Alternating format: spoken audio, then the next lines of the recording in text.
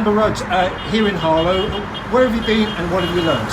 Huge pleasure to be here in Harlow, invited by Robert Halfon, the local MP. Been to the job centre.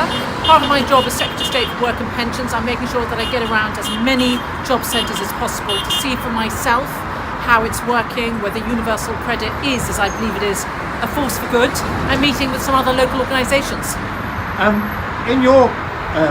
Have you changed anything regarding universal credit, and if so, why? Yes, I've made some adjustments to universal credit to make sure that it really works for the people that I want it to work for.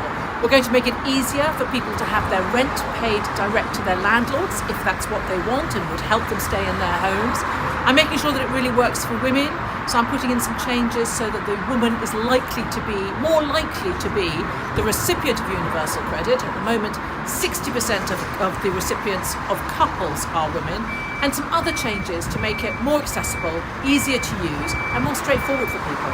Harlow's always been a working town. Yes. That factory behind it, my father worked there for 37 Fantastic. years, and that's the method, almost that work ethic.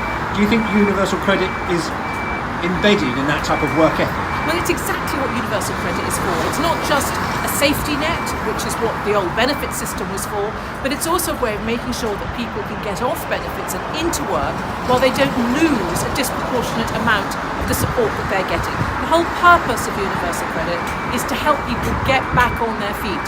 And the really big change that we've introduced over the past few years is about a really personal, tailored approach from the work coaches who work with individuals.